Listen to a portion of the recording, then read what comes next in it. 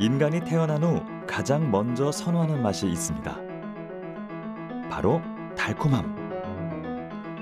황홀한 비주얼과 살살 녹는 맛까지. 달콤한 음식은 우리에게 뿌리칠 수 없는 유혹입니다. 酸っぱいものは食べたくないの。甘いものだけでお腹をいっぱいにしていたいの。 그런데 문제는 우리도 모르게 단맛에 중독된다는 점. 비만이나 당뇨 등 만성 질환을 일으키는 주범인 설탕 섭취를 줄이기 위해서 정부가 본격적으로 나섭니다. 세계는 설탕과의 전쟁을 선포하고 나섰죠. 하지만 반대로 설탕은 죄가 없다는 의견 또한 팽팽합니다. 설탕은 무죄라 주장하는 이들. 과연 그 이유는 무엇일까요?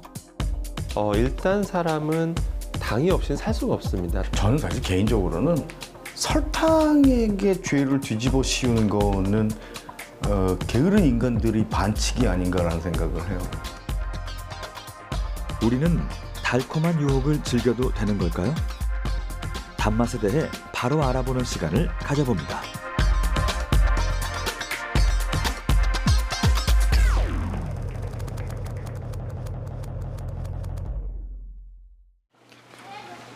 단맛을 내는 태초의 음료는 무엇이었을까요? 인류 문화사를 연구하는 학자들은 최초의 알코올 음료, 미드라고 추측합니다. 미드란 벌꿀을 발효시켜 만든 와인으로 포도주나 맥주보다 더 오랜 역사를 가지고 있죠. 꿀술 같은 경우는 사실은 인류 역사상 가장 기원이 오래된 술이라고도 얘기를 해요. 그런 메소포타미아라든지 아니면 스칸디나비아 반도 쪽이라든지 아니면 중세 유럽이라든지 그리고 한국에서도 이제 동의보감 같은 데서도 복밀주라는 이름으로 그 기원이 나오고 있고요. 이름만으로도 감미로운 벌꿀 와인은 오래전 유럽 전역에서 많이 음용됐습니다. 특히 포도 재배가 힘든 북유럽 쪽에서 인기가 높았죠. 스칸디나비아 지역인 노르웨이 등지에서는 신혼 부부가 결혼을 하고 한 달 동안 미드를 마시는 관습이 있었습니다. 이에 꿀인 허니와 한 달이라는 먼스 문이 합쳐져 밀월, 즉 허니문이란 단어가 탄생하는 배경이 되기도 했죠. 미드가 만들어지는 기본 원리는 간단합니다. 벌꿀에 존재하는 당 성분에 효모가 작용하면 화학 반응에 의해 알코올이 생성되는 원리죠. 항아리에 물과 꿀을 넣고 꿀이 완전히 녹을 때까지 섞어줍니다.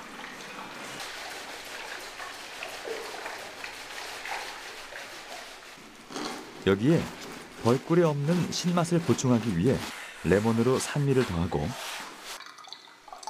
허브로 향을 내면 자연 상태에서 손쉽게 술이 만들어집니다. 이때 내부 압력이 높아지지 않도록 에어로크나 천을 덮어 3주에서 4개월 정도를 발효시키면 되죠. 에어락이요. 에어락. 요리랑 비슷한 면도 있고 제가 이제 일러스트레이터인데 그런 일이랑도 굉장히 비슷한 면이 있거든요. 하는 대로 또 아웃풋이 그대로 나오는 일이라. 약간 취해 있는 경우가 많으시겠어요? 네. 그럴 때는 좀 약간 아침에 보통 시를 많이 하는데 좀 피곤하죠. 한 통 한 통씩 거의 매일매일 먹어보는데 조금씩 뭐 먹고서 뱉는 분들도 계시지만 저는 다 먹어보는 편이라 알딸딸한 채로 있을 때였죠.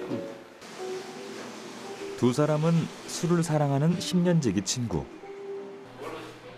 꿀로 만든 술은 어떤 맛일까라는 작은 호기심으로 양조장을 만들었습니다.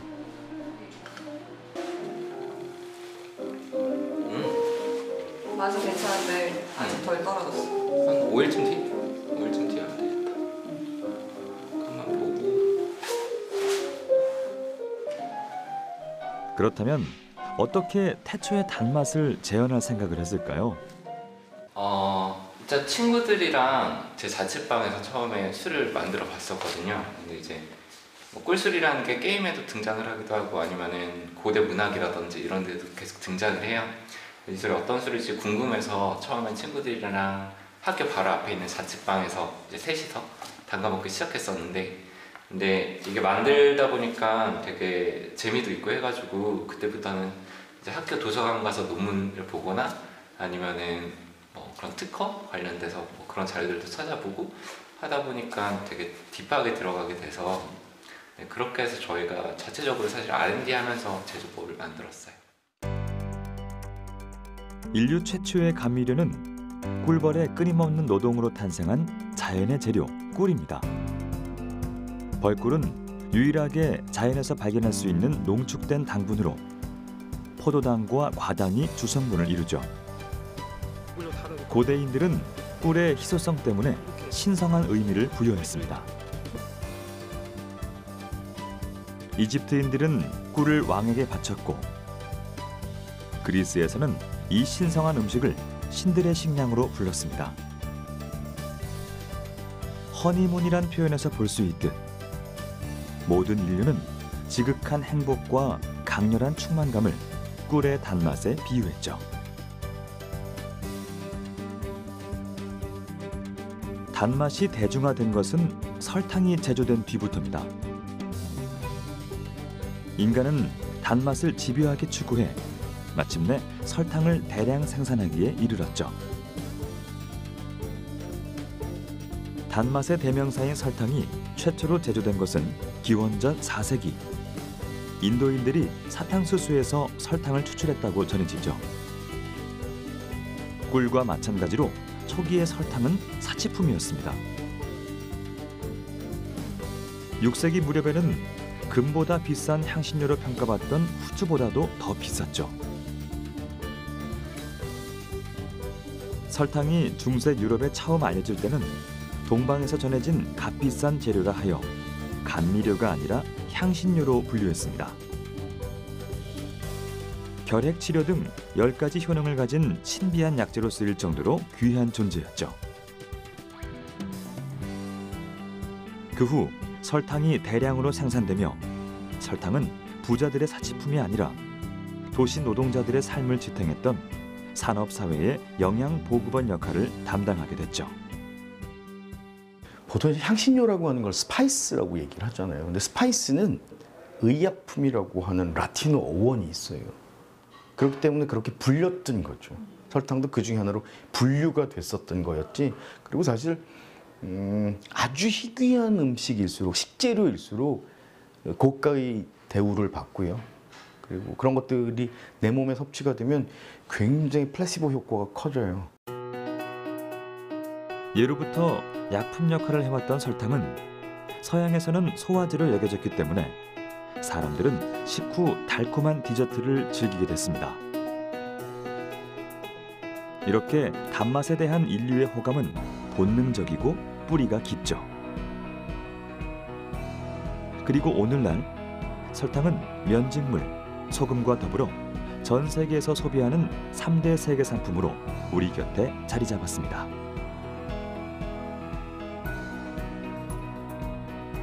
그럼 인간이 본능적으로 단맛을 즐기는 이유는 무엇일까요?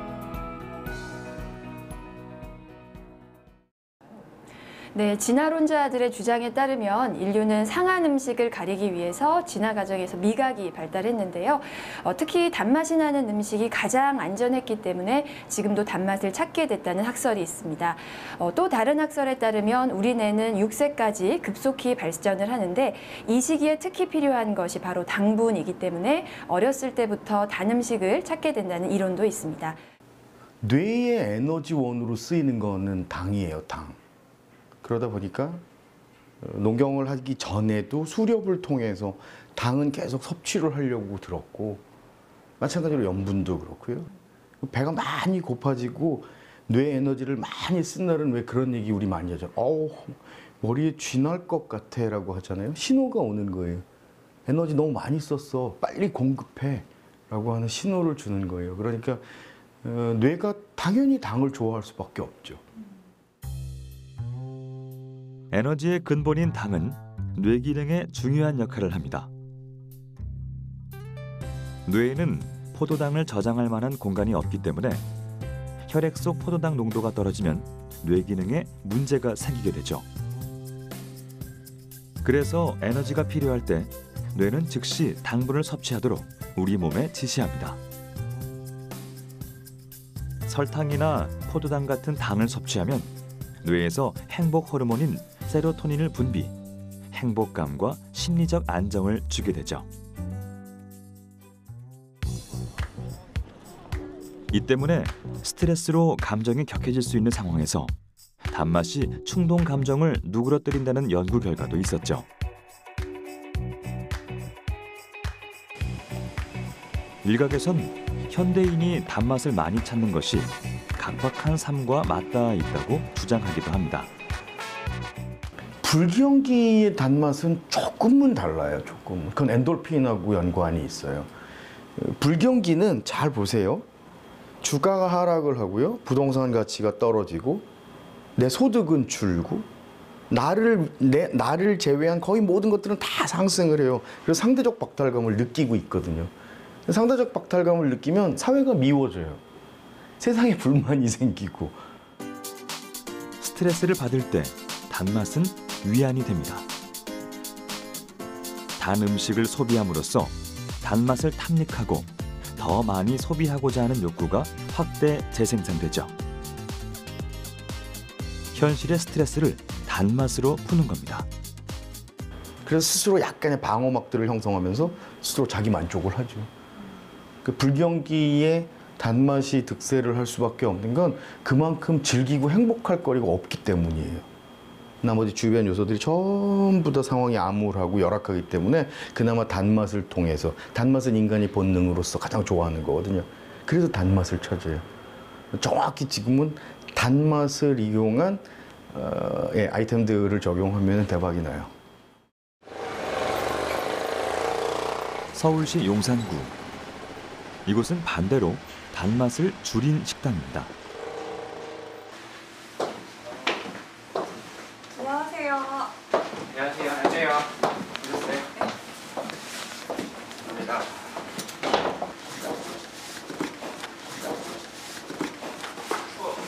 많이는 안 가져오고 스웨이드 오리지널하고 어린 꿀술.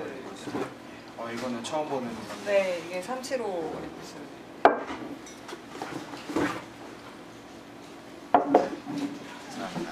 술도 설탕이 안 들어간 제품을 씁니다. 저희 주류 납품받는 업체에 3가지 기준이 적용이 되는데요. 첫 번째는 국내산 햅쌀만 사용한 술, 그리고 두 번째는 인공 감미료가 안 들어간 술, 세 번째는 자연적으로 발효된 술. 설탕은 우리 생활에서 안 쓰이는 곳이 없습니다. 술과 담배, 장류까지 어김없이 포함되어 있죠. 단맛 같은 경우는 설탕을 아예 안 쓰는 건 아니지만 채소화로 쓰기도 하는데, 저희가 단맛을 내는 방법은 좀 여러 가지가 있는데, 백설탕 대신에 전통적으로 단맛을 내는 쌀 조청을 사용한다거나, 아니면은 흑설탕을 사용을 해서 좀 더 독특한 풍미를 더한다거나, 아니면은 국내산 원유를 농축시킨 연유를 사용을 한다거나. 설탕을 줄이고 천연 재료나 꿀을 사용하는 이유는 자연적으로 발효돼 나오는 복합적인 단맛을 없애고 싶지 않았기 때문입니다. 좀 더 풍부하고 다양한 단맛을 느꼈으면 하는 욕심에서였죠.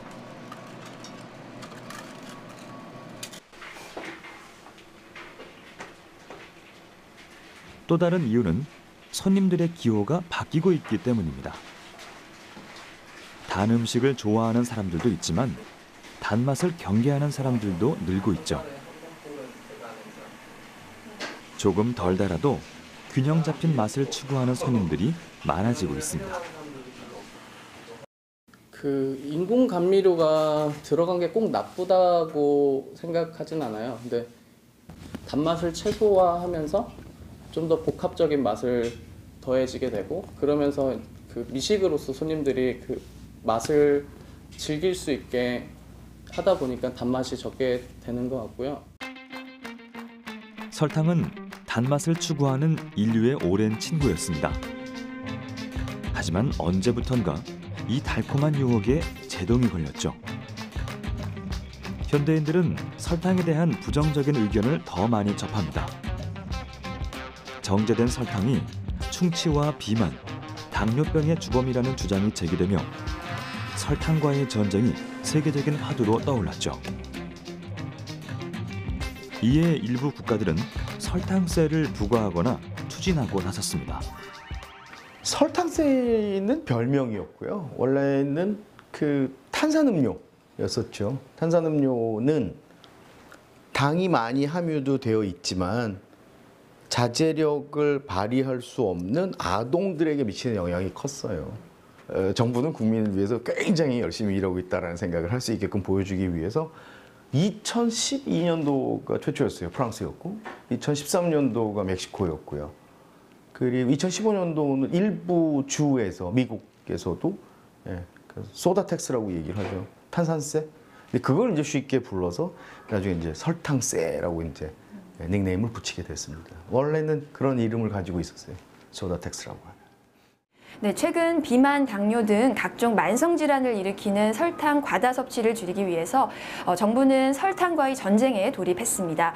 그래서 식품의약품안전처에서는 제1차 당류 저감 종합계획에서 2020년까지 그 가공식품을 통해 먹는 당류 섭취량을 50g 이하로 관리하겠다고 밝힌 바가 있는데요. 이 50g의 기준은 성인 하루 권장 열량을 2000kcal로 봤을 때 10%를 환산한 수치입니다. 건강을 논할 때 여러 현대병의 주범으로 공격당하는 설탕. 그렇다면 설탕은 왜 곱지 않은 시선을 받게 된 걸까요? 1972년 출판된 설탕의 독은 세계적인 관심을 끌었습니다. 설탕이 비만과 심장병의 원인이 될 수 있다고 주장했기 때문이죠. 이 책의 저자인 영국의 영양학자 존 유드키는 처음으로 설탕의 위험성을 제기한 사람입니다. 그는 설탕 섭취가 수명에 영향을 준다고 주장했죠. 쥐 28마리 중 절반에겐 설탕이 들어간 먹이를 주고 나머지는 그냥 먹이를 주었을 때 후자의 쥐들이 더 오래 살았다는 거죠. 그렇다면 그의 주장은 지금도 유효할까요? 전문가들의 생각을 물었습니다. 당이라고 하는 거는 우리가 살아가는 데 있어서 꼭 필요한 에너지원입니다. 반드시 우리가 식품을 통해 섭취를 해야 되는데요. 근데 지나치게 많이 섭취했을 경우에 비만, 당뇨, 대사장애, 혈관 질환 등을 일으키게 되는 겁니다. 네, 설탕 자체가 나쁜 식품이라기보다는 설탕의 과잉 섭취가 문제가 됩니다. 설탕은 단맛을 내는 식품으로 음식에 적당량 활용한다면 문제가 되지 않지만요. 이 설탕의 단맛은 뇌의 쾌락 중추를 자극해서 단맛을 계속해서 찾게 하고 또 더 강한 단맛을 찾게 하기 때문에 설탕의 과량 섭취로 이어지게 되고요. 또 이것은 비만 그리고 심혈관 질환을 유발하기 때문에 문제가 되는 것입니다. 설탕 반대자들이 가장 문제 삼는 것은 이 과당으로 이것이 식욕의 절제 신호를 차단해 과식을 부르고 간에서 지방으로 전환돼 비만과 지방간의 위험을 높인다는 겁니다. 하지만 여기서 간과해선 안 되는 건 포도당은 우리 몸에, 과당은 정자의 에너지원 역할을 하는 중요한 물질이라는 거죠. 포도당과 과당의 부작용은 이들 당을 필요 이상으로 과잉 섭취했을 때 벌어지는 겁니다. 그럼 당 섭취를 줄이기 위해선 어떻게 해야 할까요? 제일 중요한 것은 당 섭취량에 가장 큰 기여를 하는 가공식품을 줄이는 겁니다. 식품의약품안전청에 따르면 우리나라의 가공식품을 통한 당 섭취량은 매년 급증하고 있습니다. 그렇다면 당 섭취량에 가장 큰 기여를 하는 가공식품은 무엇일까요? 얼핏 생각하면 탄산음료 같지만 결과는 뜻밖에도 커피였습니다. 그 다음이 주스 같은 음료류, 그 뒤를 과자와 빵류, 그리고 탄산음료가 따랐죠. 그럼 차라리 무설탕, 무가당 제품을 먹으면 되지 않을까요? 일단 무설탕이라는 건 이제 설탕을 안 썼다는 뜻이고요. 대신 액상 과당을 쓰게 되면 뭐 설탕 안 썼다고 표기할 수가 있게 됩니다. 하지만 액상 과당도 포도당이 이제 과당으로 많이 바뀐 그냥 당의 형태이기 때문에 결과적으로 우리 몸이 느끼는 과정은 똑같습니다. 그래서 실제로 일반 제품과 무설탕 제품의 당도를 측정해 본 결과 거의 비슷한 수치를 나타냈는데요. 액상 과당의 경우 설탕보다 훨씬 빠르게 우리 몸에 흡수됐습니다. 이 액상과당은 설탕보다도 더 건강에 안 좋은 영향을 미치는데요. 보통 중성지방을 생성해서 지방간을 야기하기도 하고요. 또 포만감을 느끼지 못하게 하기 때문에 계속해서 먹게 하는 경향이 있습니다.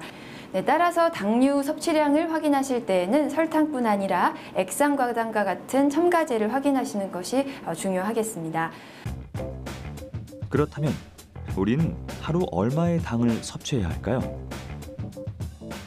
세계보건기구는 당 섭취량을 일일 총열량의 10% 미만으로 두고 있습니다. 하루에 2000칼로리의 열량을 섭취하는 성인이라면 당류의 총합은 50g 미만이어야 한다는 거죠. 이는 각설탕 16.6개 정도의 양입니다. 미국 식품의약국은 권장량의 설탕 섭취는 인체에 해를 끼치지 않는다는 결론을 내렸고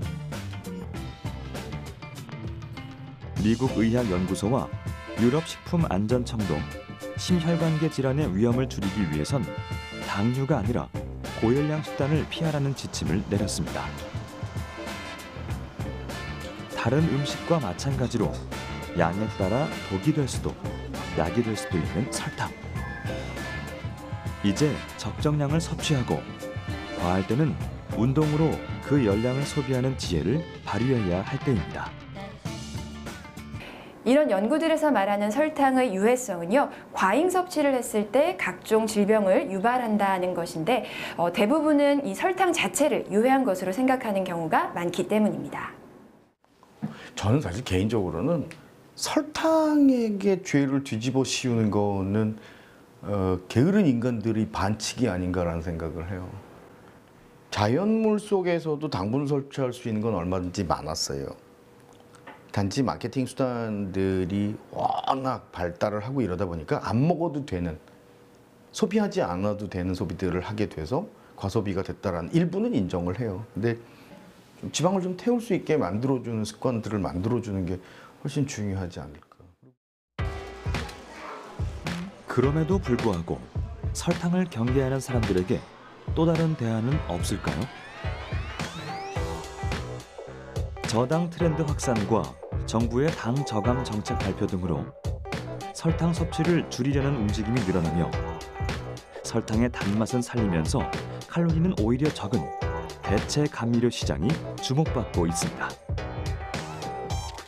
대체 감미료 시장은 지난 2011년 3조 4천억 원에서 2014년엔 3조 8천억 원으로 연평균 4.5%의 성장률을 보이며 지속적으로 성장해 나가고 있죠.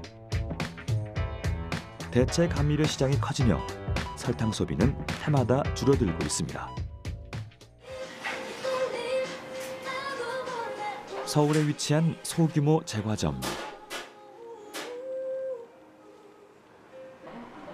이곳에선 설탕을 전혀 넣지 않은 과자와 빵을 팔고 있습니다. 그냥 보기엔 보통 쿠키와 다를 것 없어 보이는 모습인데요. 모두 슈가프리 제품이죠.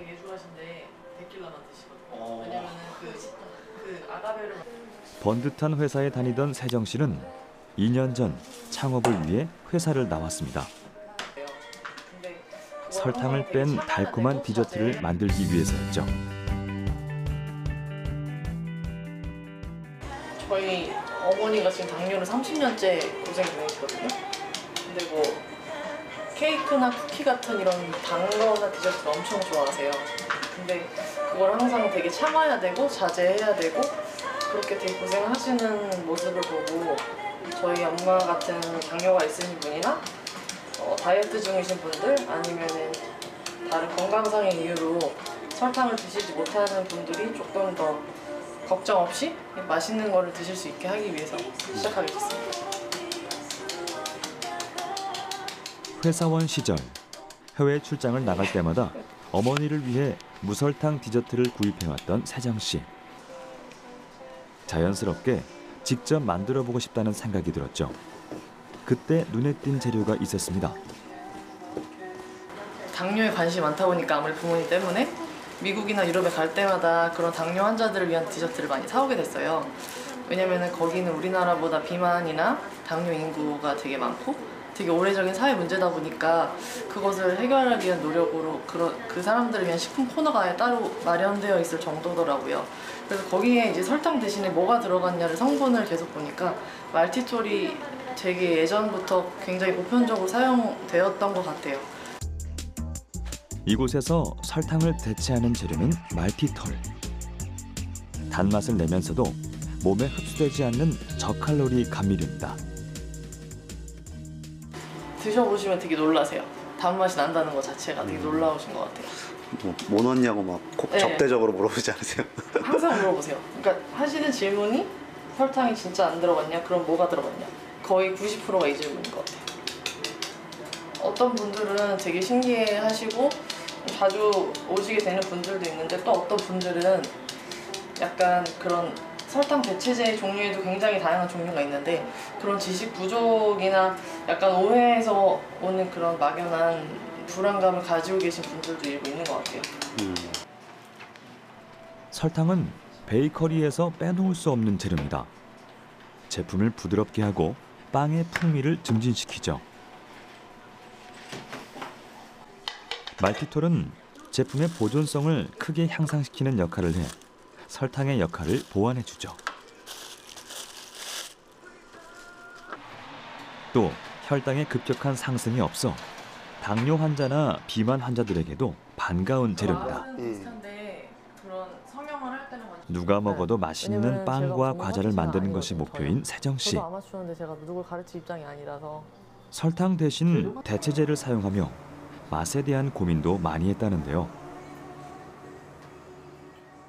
우선 말티톨이 기본적으로 설탕이 한 80에서 90% 사이 정도의 단맛을 내기 때문에 뭐 넣는 양을 많이 하면 설탕과 비슷한 정도의 단맛을 내는 것은 가능한데 이제 쿠키 반죽을 할 때나 성형할 때 설탕과는 아무래도 그 질감의 차이가 있기 때문에 그 완성된 제품을 먹었을 때 바삭함이라든가 아니면 쫀득함이라든가 그런 것들을 구현하기가 그게 좀 어려워요. 도전한 시간이 짧은 만큼 앞으로 보완해야 할 점도 많습니다. 설탕이 오랜 시간 우리 곁에서 가장 널리 쓰였던 이유는 바로 저렴한 가격 때문. 하지만 말티톨은 설탕보다 4배 이상 비싼 편입니다. 가격 경쟁력을 키우는 것도 세정 씨에겐 중요한 과제죠. 설탕 없이 당당하게 맛있는 디저트가 탄생하는 날까지 노력을 게을리하지 않겠다는 그녀. 앞으로의 계획은 무엇일까요? 사실은 일반 제과점 가격하고 비교했을 때는 15에서 20% 정도 저희가 판매가가 높음에도 불구하고 그냥 제가 예상하는 마진율은 좀 더 낮거든요. 일반적인 수익률보다는. 근데 수익률이 낮은 이유는 규모의 경제가 이루어지지 않았기 때문에 지금 너무 소규모다 보니까 비용을 줄일 수가 없어서 그렇게 되는 거라서 앞으로 지금 국내에서 이런 슈거프리 시장이 초기 단계인데 앞으로 시장이 점점 확장되면서 이런 문제들을 해결하기 위해서 노력을 해야 될 것 같아요. 그렇다면 설탕을 대신할 또 다른 대체제에는 어떤 것들이 있을까요? 이 식물은 최근 주목받는 달콤한 맛의 천연 허브 스테비아입니다. 예로부터 단풀이라 불리며 차의 감미료로 쓰인 스테비아는 설탕보다 단맛을 지녔지만 열량은 100분의 1밖에 안 됩니다. 스페인의 식물학자 에스테브 교수의 이름을 따 지금의 학명을 갖게 됐죠. 한동안 발암 물질로 여겨져 사용이 규제됐던 대체제도 있습니다. 최초의 인공 감미료인 사카린은 발암 물질이라는 누명을 벗고 오히려 암세포 증식을 억제한다는 논문이 발표되며 재조명받고 있죠. 2000년대에 급성장한 자일로스는 기능성 당 중 하나인데요. 주로 핀란드 자작나무 펄프 부산물 내에 존재하는 자일로스는 껌을 만들 때 사용되는 자일리톨의 원료 물질이기도 합니다. 또한 설탕 흡수 억제 효과가 있어 설탕과 자일로스를 10대 1 비율로 섭취하면 당 흡수를 줄여줍니다. 네, 설탕과 단맛은 비슷하면서 또 열량은 낮고 또 당을 올리는 속도도 낮은 설탕 대체제를 설탕 대신 이용한다면 비만이나 심혈관 질환을 예방하는 데 도움이 되실 수 있습니다. 건강한 단맛을 내는 대체 감미료에는요, 자일리톨과 스테비아 추출물, 또 알룰로스 등이 있는데요. 또 스테비아 추출물은 그 허브과 식물인 스테비아의 잎과 또 줄기에서 추출한 스테비오사이드라는 천연 감미료로 설탕보다 200에서 300배 정도 단 정도를 갖고 있습니다. 체내에서 흡수되지 않기 때문에 몸 안에 잔류 당분이 남지 않고 90% 이상은 소변으로 배출돼서 칼로리가 0에 가깝습니다. 대체제를 개발한 노력은 계속 인류 역사와 함께 계속 지속될 것으로 보고 있습니다. 어차피 사람은 먹지 않고는 살 수가 없습니다. 4차 산업혁명이 도래한다 하더라도 우리는 얼굴은 먹고 살아야 되는데 결국 사람은 계속 단 것에 대한 어떤 욕망이 있기 때문에 단맛을 계속 찾을 수밖에 없고, 하지만 단맛에는 여러 가지 부작용이 있을 수밖에 없어서 계속 새로운 것을 찾으려는 시도는 계속 인류와 함께 지속될 것으로 보고 있습니다. 국내 연구진 또한 차세대 감미료를 찾기 위해 노력 중입니다. 2007년부터 약 4년간 5,000종 이상의 균주를 대상으로 선별 과정을 거쳤는데요. 세계 최초로 화학적 공법이 아닌 효소를 활용한 대체 감미료 대량 생산에 성공했습니다. 열량을 낮추거나 혈당을 낮추는 등 달콤한 맛 이상의 역할을 하는 기능성 감미료 연구에 박차를 가하고 있죠. 자연물에서 극미량만 얻을 수 있는 감미료 특성상 대량 생산에 필요한 고효율 효소를 찾는 것이 가장 급선무. 감미료의 대량 생산에 필요한 좋은 효소를 선별하는 과정은 아주 중요합니다. 활성이 높은 효소는 발색 정도에 따라 구분하는데 짙은 색을 내는 효소가 높은 활성을 띠는 효소입니다. 활성이 높은 효소일수록 대량 생산에 적합한 고효율 효소일 가능성이 높아지는 거죠. 육안으로 확인하기 힘든 미세한 색의 구별은 분광 광도계라는 기기를 통해 선별하는데요. 분광 광도계의 수치를 통해 미세한 색의 차이까지도 측정해 높은 활성의 효소를 구별해낼 수 있죠. 높은 활성의 효소는 따로 분리돼 차례로 배양 과정을 거치게 됩니다. 특히 이곳에서 집중하고 있는 대체 감미료가 있다는데요. 최근에 설탕과 전분당과 같은 기존의 당류를 더 적게 먹고 또 대체할 수 있는 소재들이 여러 가지 많이 시장에서 계속적으로 연구되고 또 상용화가 진행이 되고 있습니다. 저희가 특히 알룰로스의 연구에 집중하는 이유는 이 알룰로스가 천연에 존재하는 굉장히 건강한 당이면서 칼로리에 영향을 주지 않는 여러 가지 다양한 건강 기능성 요소를 부여하고 있을 뿐만 아니라 천연 물질이라고 하는 데 있어서 저희가 관심을 가지고 연구를 시작하게 되었습니다. 알룰로스는 설탕의 70%에 달하는 단맛을 내면서도 열량은 0칼로리입니다. 주로 건포도와 무화과, 밀 등 자연 재료에 존재하죠. 연구진은 칼로리가 없는 알룰로스가 비만을 줄이는 데 도움이 될 것으로 기대하고 있습니다.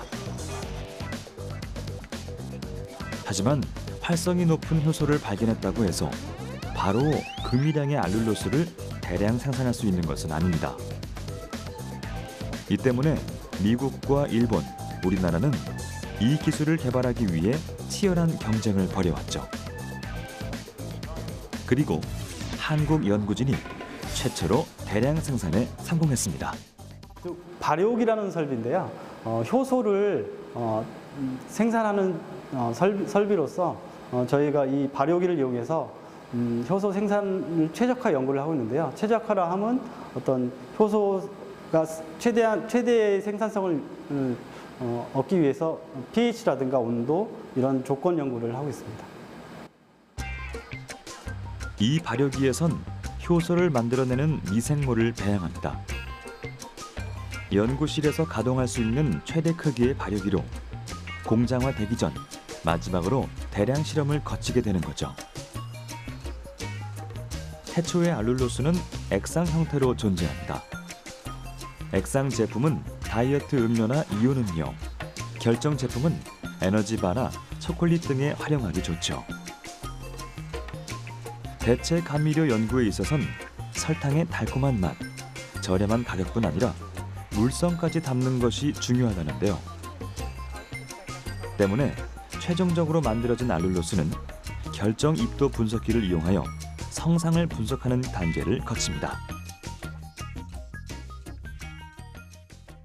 우리 소비자들이 설탕을 사용하는 또 큰 이유 중에 몇 가지는 맛이 좋다는 거, 또 하나는 제품의 물성을 구현하는데 설탕이 빠져서는 되지 않는다는 것. 예를 들면 빵을 만들 때 설탕을 많이 쓰지만 설탕을 빼면 빵이 부풀지가 않는 그런 여러 가지 다양한 가공에서의 특성을 구현하게 돼 있습니다.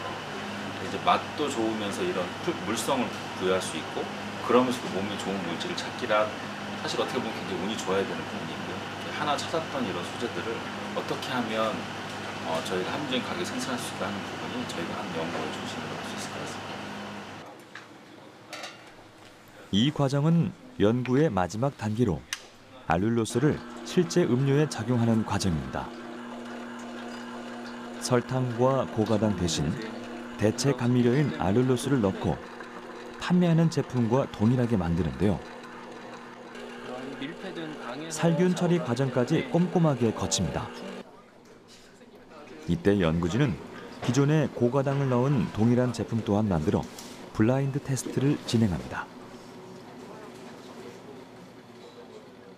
하나는 고가당이 들어간 제품이고 하나는 알룰로스와 고감미료로 보조 원료를 사용하여 기존의 고가당과 거의 유사한 단맛을 구현한 제품입니다. 한번 맛을 보시고 각자 간단하게 자기의 소감 및 평가 내용을 간략하게 기입해 주시면 되겠습니다. 감미료는 당도 측정이 어렵기 때문에 매번 블라인드 테스트를 거쳐 맛을 보고 철저한 비교 과정을 거친 뒤 고과당과 가장 가까운 맛을 찾아냅니다. 번거롭지만 대중에게 익숙하고 인기 있는 단맛을 찾기 위해 빼먹을 수 없는 과정이죠. 과연 두 제품의 맛은 어떤 차이를 보일까요?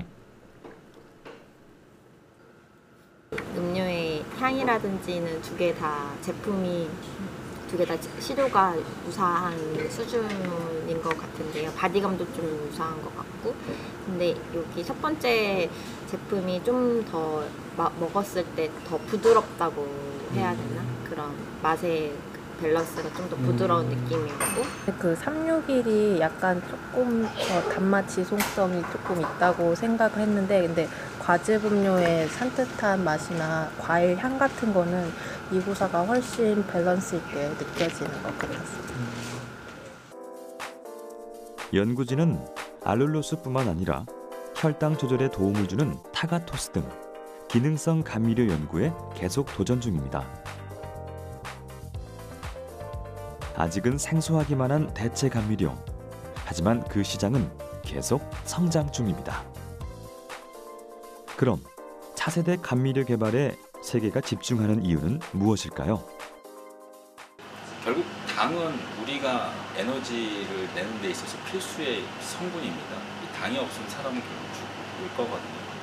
문제는 이제 저희가 이것을 너무 많이 먹었을 때, 그것이 과잉이 됐을 때 문제가 되는 부분이 있기 때문에 저희가 이제 즐기면서, 또 일부는 내가 좀 많이 먹고 싶을 때는 이런 건강한 당을 좀 다시 섭취하면서 건강한 식습관과 또 건강한 제품을 즐긴다면 충분히 저희가 최적의 건강한 삶을 영위할 수 있다고 생각을 하고 있고요. 수많은 선택지 속에서 우리는 어떻게 단맛을 즐겨야 할까요?